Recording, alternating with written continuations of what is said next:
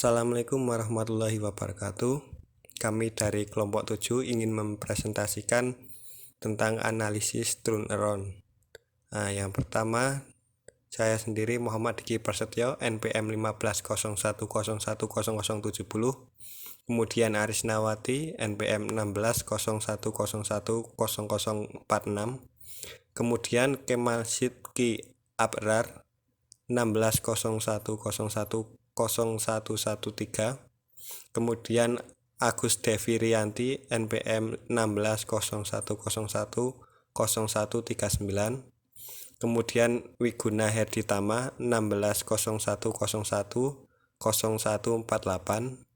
Kemudian Sela Puji Hartanto, NPM 1601010170. Kemudian yang ketujuh adalah Tio Wibisono.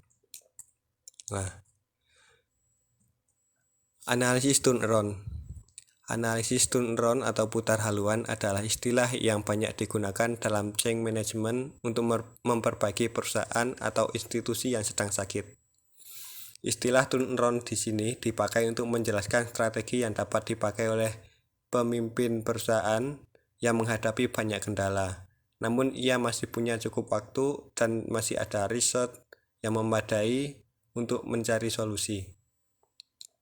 Dengan demikian, kondisi perusahaan, institusi, atau negara tidak sedang berada pada tahapan kebangkrutan, tidak mampu membayar hutang, atau tengah menghadapi ancaman likuiditas, melainkan berada dalam tahap kritis, namun masih punya ruang untuk bergerak, khususnya dalam meningkatkan efisiensi dan memperbaiki posisi daya saing.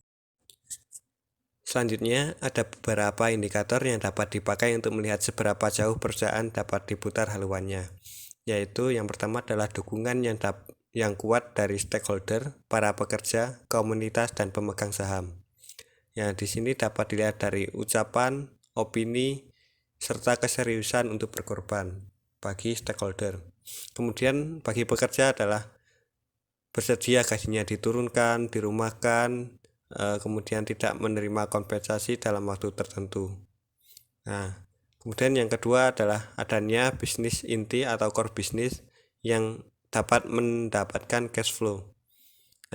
Di sini apakah produk masih menghasilkan revenue, kemudian harus tahu mana produk yang menghasilkan uang dan mana yang kanibal. Kemudian kalau tidak ada core bisnis, bisa melirik non-core bisnis sebagai source of income. Kemudian yang ketiga adalah adanya tim manajemen yang solid dan tangguh. Kemudian yang keempat adalah sumber-sumber baru pembiayaan untuk pembiayaan berjangka panjang. Peran stakeholder atau eksekutif harus diimbangi dengan dukungan-dukungan dari dalamnya agar dapat bekerja dengan optimal. Selain itu, kondisi yang berkompetitif atau seperti mendorong rivalry antar pelaku usaha sangat mutlak dibutuhkan. Perusahaan harus memiliki produk atau jasa yang menghasilkan pendapatan. Ketika perusahaan menjadi besar dan produk yang ditawarkan beragam, maka eksekutif sudah tidak lagi menjadi fokus. Kalau pasarnya masih ada dan permintaan masih dapat didorong, perbaikan mutu produk dan layanan harus dijadikan prioritas.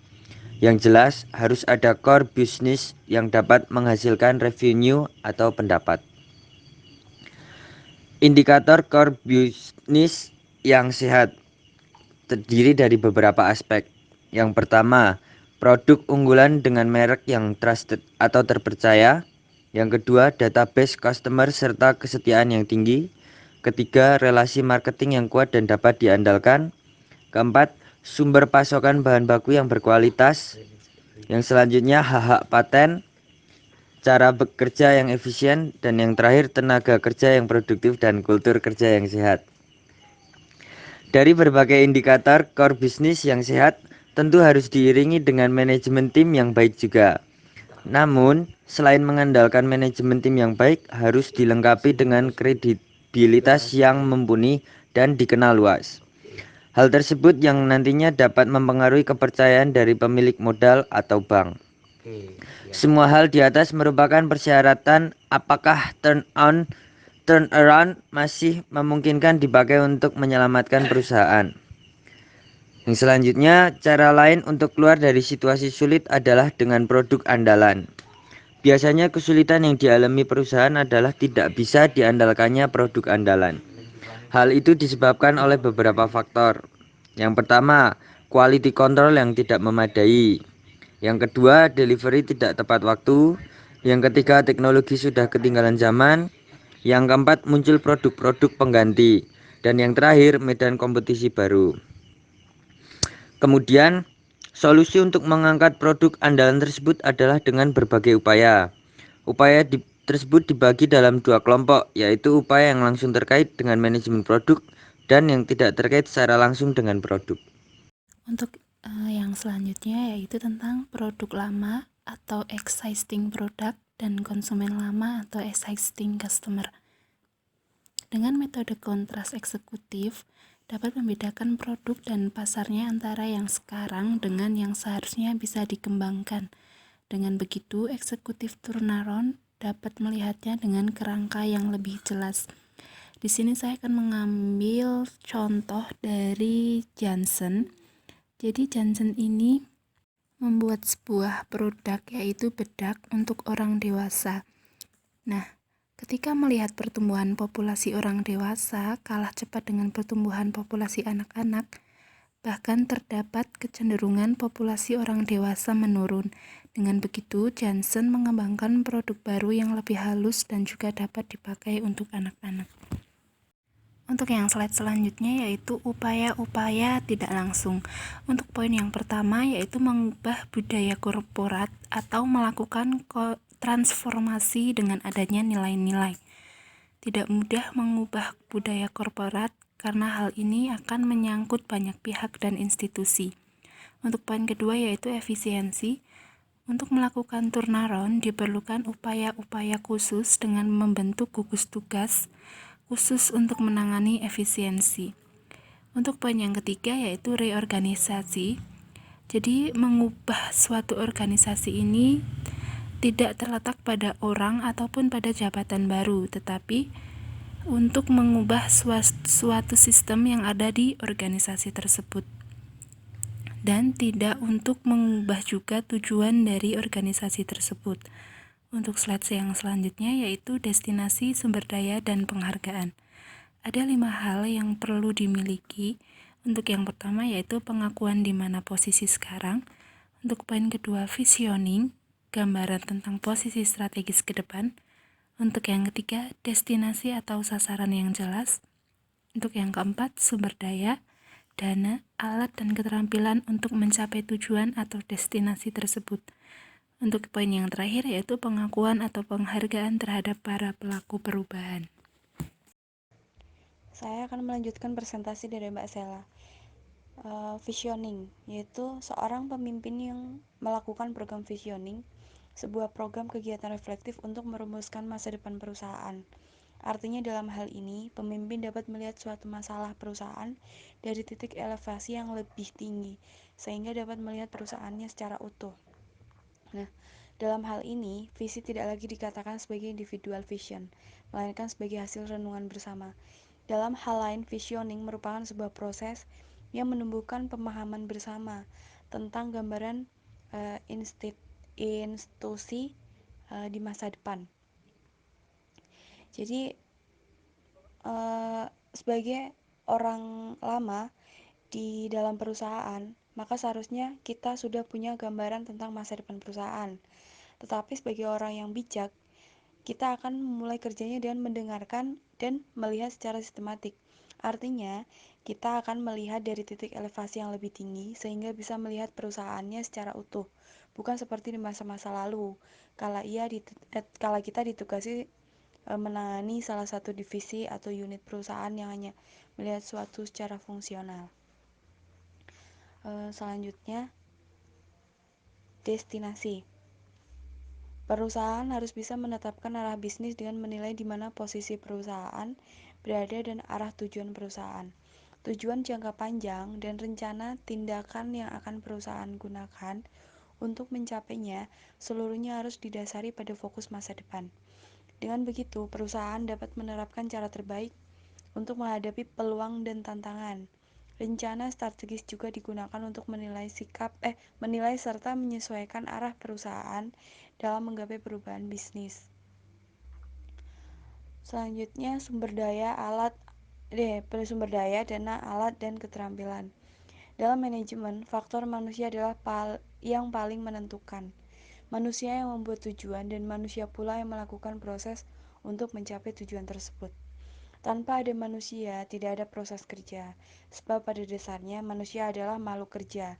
Oleh karena itu, manajemen timbul karena adanya orang-orang yang bekerja sama untuk mencapai tujuan, seperti halnya sumber daya, biaya, alat, serta keterampilan. Perusahaan akan berjalan semestinya jika poin-poin di atas diperlakukan. Selanjutnya adalah pengakuan dan penghargaan. Pengakuan dan penghargaan bertujuan untuk memberi dan membuat semangat para pekerja. Pemberian penghargaan pada karyawan merupakan bentuk apresiasi dari perusahaan pada karyawan untuk meningkatkan kualitas kerjanya dan memotivasi karyawan lain untuk bisa berhasil juga. Yang terakhir, strategi perusahaan. Ketika strategi membangun keseluruhan arah dan tujuan yang diharapkan oleh suatu perusahaan, strategi perusahaan lain yaitu fungsional dan kompetitif, memberikan arti dan atau mekanisme untuk memastikan perusahaan mencapai tujuannya. Selanjutnya kita akan membahas tentang pemimpin atau manajer. Seorang manajer cenderung bekerja dengan penuh kehati-hatian, dengan program yang teratur dan terencana baik. Kalau pemimpin adalah orang yang menciptakan perubahan. Ia tidak terpaku dan berselancar di atas pola yang dibuat oleh para pendahulunya, tetapi melainkan membuat jalan-jalan baru yang lebih baik dan lebih sesuai dengan kebutuhan. Pemimpin kreatif atau pemimpin reaktif. Pemimpin reaktif yaitu orang-orang yang cenderung menutup diri terhadap alternatif, terlalu cepat bereaksi untuk segala hal, mudah tersinggung, dan lebih terang melihat kesulitan di balik setiap daripada sebaliknya. Yang kedua, pemimpin kreatif. Pemimpin ini berhasil mengendalikan agresivitasnya dalam bentuk komunikasi yang teratur dan menimbulkan semangat kerja. Perbedaan antara pemimpin kreatif dan pemimpin reaktif. Pemimpin reaktif cenderung menolak perubahan dan lebih sering cepat tersinggung, mencurigai, konservatif, iri, dengki, dan cemburu, dan terakhir cause and effect. Lalu pemimpin kreatif cenderung mendorong perubahan, objektif, berpikir positif, wawasan luas, penuh ide cemerlang, idealis, dan motivasi tinggi, dan terakhir can do oriented spirit. Slash and burn leader. Pemimpin tipe slash and burn ini bekerja berdasarkan angka. Dalam sekejap, ribuan atau bahkan puluhan ribu orang bisa dirumahkan. Kenapa? Karena pemimpin tipe seperti ini biasanya dibutuhkan pada saat kondisi perusahaan sudah mendekati krisis yang berujung pada kematian perusahaan. Butuh adanya ketegasan dan tindakan keputusan. Lalu di sini ada tipe-tipe manajer turnaround sesuai kejadian yang dialami oleh institusi. Untuk yang pertama, bisa isu cash flow negatif dan persisten itu bisa dibutuhkan orang yang slash and burn. Yang kedua, EBIT negatif dan persisten itu bisa dibutuhkan slash and burn. Yang ketiga, penjualan proses terus digunakan orang seperti slash and burn. Yang keempat, moral kerja merosot atau rendah. Tipe orang yang dibutuhkan yaitu seperti holistik. 5. Kualitas produk rendah, yaitu holistik. Tidak ada inovasi dan respon holistik. 7. Kontrol yang rendah. Itu dibutuhkan orang seperti praktikal. 8. Strategi tidak memadai. Itu dibutuhkan juga orang praktikal. Yang terakhir, akuntabilitas tak meyakinkan. Itu juga praktikal. Terima kasih. Selanjutnya akan dilanjutkan oleh teman saya. Nama saya Wiguna Herditama, NPM 160148. Saya akan melanjutkan presentasi dari Mas Theo, yaitu Jack Welch dan perubahan radikal. Hampir tidak mungkin berbicara manajemen perubahan tanpa menyebut nama Welch, CEO General Electric yang telah memasuki masa pensiun sejak 2001. Welch adalah pelopor perubahan pada perusahaan besar dunia. Langkah yang diambil Welch terbilang radikal dan menakutkan, karena sekali kapak diayunkan lebih dari 100.000 orang akan hilang pekerjaannya. Apa yang melatar belakangi perubahan di GE yang dulu didirikan Alpha Edison? Yang melatar belakangi perubahan di GE yaitu birokrasi dan ketumpulan berpikir. Itulah sasaran serangan Welch. Sebenarnya dulu di tahun 1961, saat Welch baru setahun bekerja di GE, ia sudah merasakan betapa menyesakannya bekerja dengan birokrasi. Baginya, birokrasi membuat segala sesuatu menjadi lamban, mahal, dan tidak kreatif. Kapan kapak Welch diayunkan dan mem-PHK pekerja di GE? Nah, kapak perubahan radikal diayunkan oleh Welch pada tahun 1984. 150 bidang usaha senilai 5 miliar dolar dilepas GE.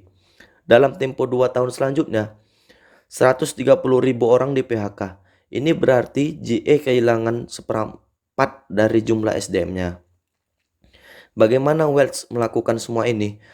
Welch cuma mengandalkan informasi dan naluri berpikir yang simpel. Ide sentralnya cuma menjadi nomor 1 atau nomor 2 di dalam bisnis. Cuma itu saja yang membuat GE kompetitif, unik, dan terhormat. Kalau tidak masuk kriteria itu, pilihan diberi oleh Welch kepada GE adalah diperbaiki, dijual, atau ditutup. Selanjutnya, holism manager. Holism adalah sesuatu pemikiran yang kompleks kelengkapannya dipandang sebagai sesuatu yang utuh dan bukan sesuatu kesatuan dari bagian-bagian terpisah. Menurut Platt 1998, filosofi holism didasari anggapan bahwa sesungguhnya perusahaan tidak sakit, melainkan gagal tumbuh karena berbagai sumber yang ada gagal bekerja sama. Maka ia datang untuk menyatukan komponen-komponen yang jalan sendiri-sendiri itu bisa bergerak berirama dan produktif. Selanjutnya, yaitu kisah dari Lee Iacocca Kisler. Sometimes you just don't like somebody. Kalimat sinis ini biasanya keluar dari mulut orang-orang frustasi yang merasa berkuasa. Itulah yang mengalir dari mulut Henry Ford nomor 2. Nah, jadi di sini Lee Iacocca dipecat. Lalu, jadi pemecatan Iacocca ini membuat orang banyak bertanya, mengapa Iacocca dipecat? Padahal di situ disebut Ford kedua sedang mengalami masa jaya-jayanya dan semua orang tahu ialah yang membuat lahirnya kendaraan paling favorit sepanjang sejarah Amerika, yaitu mobil Mustang. Pada saat itu Mustang menembus penjualan tak terduga di atas 400.000 unit dengan keuntungan bersih 1,1 miliar. Nah, drama pemecatan Iacocca yang terjadi pada tahun 1978 dimuat di mana-mana dan sungguh memilukan. Tetapi orang-orang hebat biasanya bisa hidup dimanapun ia berada. Maka setahun setelah itu nama Iacocca sudah ada di perusahaan Chrysler. Dan sejak itu ia baru tahu bahwasannya Chrysler mengalami masa kritis, dana tunai habis, dan terus menggerogoti aset.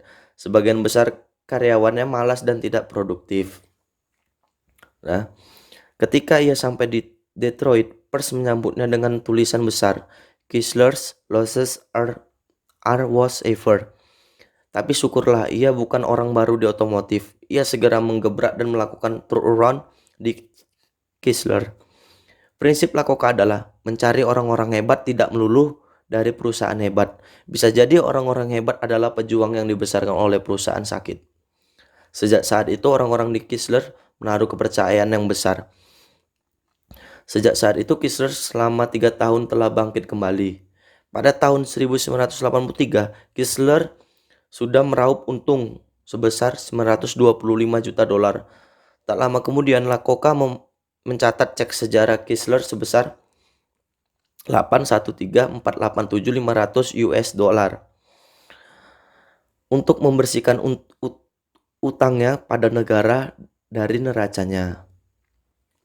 Dan pada akhirnya Lakota diangkat sebagai CEO sekaligus chairman di Chrysler, sehingga ia cukup leluasa bergerak. Lalu di slide selanjutnya, perbedaan cara kerja asumsi dan kecepatan kerja berbagai tipe turnaround CEO. Di sini ada beberapa tabel. Yang pertama, tindakan utama. Earn burn-nya mengurangi beban biaya tetap dengan membersihkan aset yang kurang produktif, melakukan PHK massal.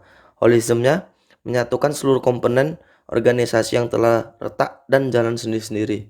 Partial manager-nya membangun keteraturan melalui sistem dan struktur yang baru. Nah, di sini ada 9 tabel. Lanjut yang tabel terakhir yaitu ada kapan biasa dilakukan. Earn burn-nya saat krisis cash flow negatif. Holism-nya setelah krisis mulai berlalu. Partial manager-nya saat keresahan sudah hilang. Selanjutnya ada practical manager. Selain earn burn CEO dan seorang holism, masih ada satu tipe yaitu leader. Dalam literatur manajemen perubahan, CEO ini lebih dikenal sebagai seorang practical manager. Ia melihat organisasi gagal menjadi produktif karena perusahaan tidak bekerja dengan sistem dan kontrol yang baik. Sebuah upaya signaling. Yang pertama, proses ini menentukan sekitar 60% dari keberhasilan dan proses turnaround. Yang kedua, proses turnaround antara lain akan dimulai dari berbagai negosiasi. Yang ketiga, tentu saja untuk menentukan itu semua dibutuhkan sejumlah keahlian antara lain. Pertama, kemampuan bernegosiasi. Yang kedua, membaca keadaan perusahaan. Yang ketiga, kemampuan mengelola kas. Yang keempat, komunikasi. Yang kelima, motivasi. Dan yang keenam, mendengarkan. Selanjutnya, tantangan perubahan menunjukkan kekurangan masa lalu. Untuk menciptakan perubahan dibutuhkan teknik kontra, yaitu membandingkan kondisi sekarang dengan keadaan masa debut. Mengakui kelemahan atau kekurangan adalah hal yang positif, tapi bagi sebagian orang hal ini merupakan aib dari pimpinan yang terdahulu.